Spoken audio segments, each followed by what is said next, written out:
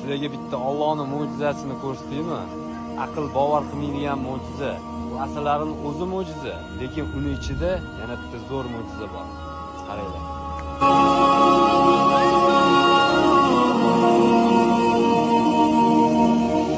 Ya Rab benim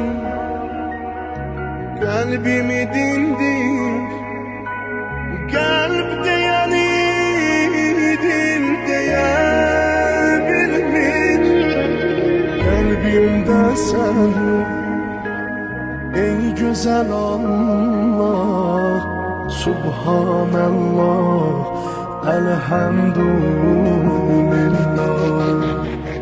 Kalbimde sen ey güzel Allah, Subhanallah, elhamdülillah.